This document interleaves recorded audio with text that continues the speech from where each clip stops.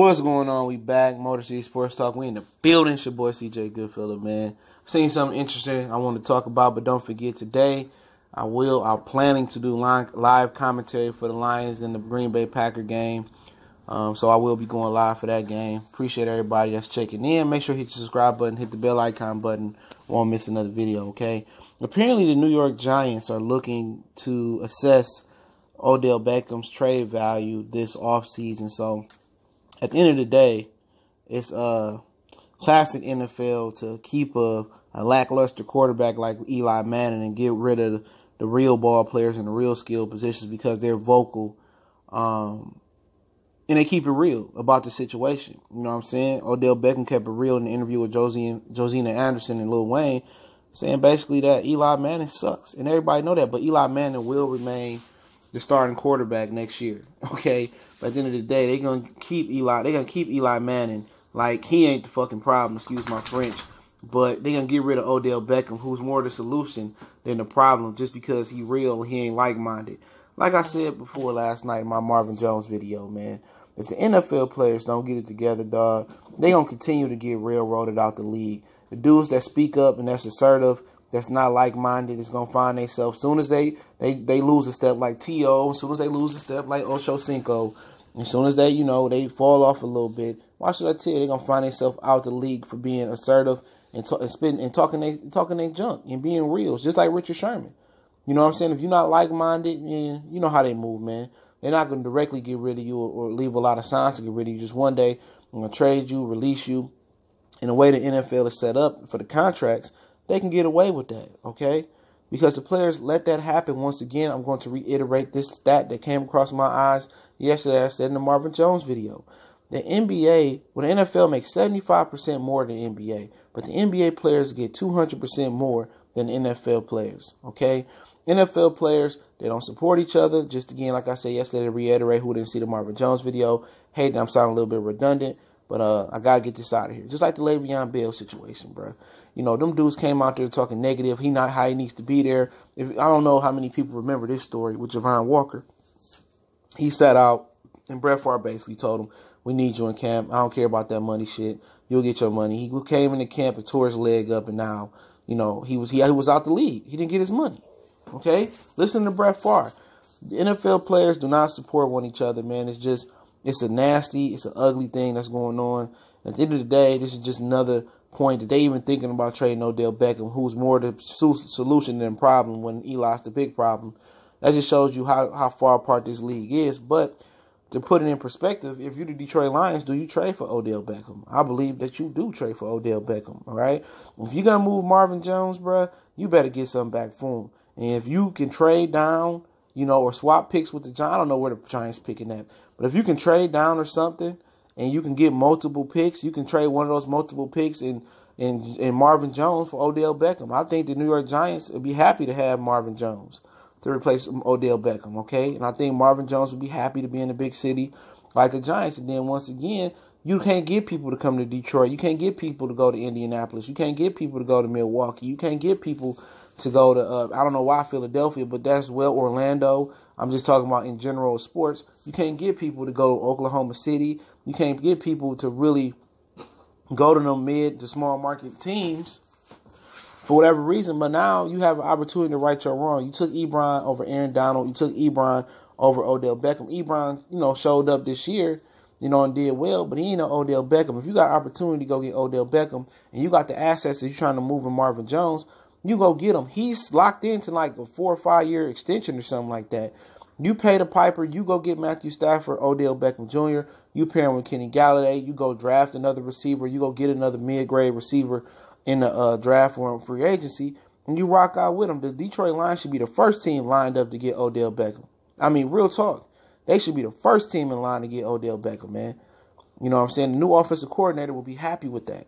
Then they have to find a tight end the whole right side of the line. I don't know if they feel like Terrell Crosby is ready. But then again, you got to fill depth behind Rick Wagner. You got to get the left guard position, fill depth behind T.J. Lang. So they got some holes offensively. But that'll be an excellent fix, man. And also, people don't sleep on the fact that Golden Tate could come back. You know what I'm saying? Just like before, what if he don't get what he wants to get on the market? Golden Tate can possibly come back here because Philadelphia don't have the cap to re-sign him. Okay, a lot of people don't know that. You know what I'm saying? Or you can go find you another mid-grade receiver out there in the free agency or out there in the draft. But if I'm the Detroit Lions, bro, I'm already gearing up a package. I'm losing today. I'm getting somewhere between the 2 and the 5th pick. I'm already gearing up to trade back out of that pick, unless it's a player that I know is transcending. I want a first, I want a third, or whatever else I can get, especially if it's a hot shot quarterback there. And I want to pick next year. Then I'm moving back. You know, I'm trading one of those new picks I got to New York for Odell, and I'm trading Marvin Jones if they truly want to get rid of Marvin Jones and a pick for Odell Beckham Jr. That's classic. You know what I'm saying? Stafford, Odell Beckham, Kenny Galladay. They got to find a tight end. They got to find some complimentary running back. I don't like none of the running backs on the roster other than Kerryon Johnson. They got to get a complimentary running back, a couple of them. Okay, I've been done with theoretic. Okay.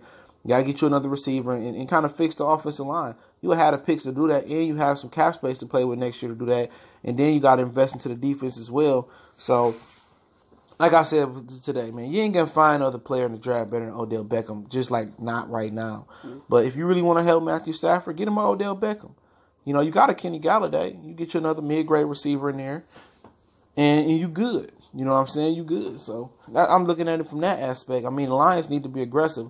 If you don't get rid of Golden Tate, you don't get rid of Marvin Jones, what better way to make the Lion fan base forget about those guys than going to either bringing back Golden Tate and signing Odell Beckham Jr. That's just my personal opinion on that, man. I do a lot of hypothetical moves for the Pistons and for the Lions as well. But I love that hypothetical move for the Lions, man. You get you a top 2 to 5 pick, man, today. Make sure you lose today. What better way off than put Odell Beckham on that Ford Field turf and let him run, okay? And that could be a way to say Bob Quinn behind, man. You bring Odell Beckham here, you bring a star here, people gonna feel more comfortable. They're gonna feel like Calvin was back. I think Matthew Stafford gonna have the ability to use his full, powerful arm and really throw to Galladay and Odell Beckham. And I just think the Lions will be great if they did that. In a great position, excuse me.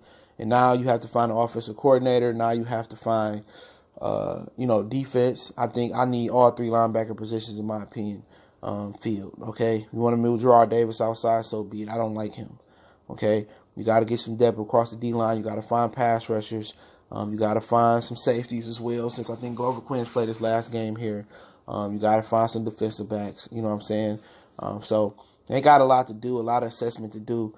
But if I'm going to put a quick fix on the offense, my quick fix is that move for Odell Beckham.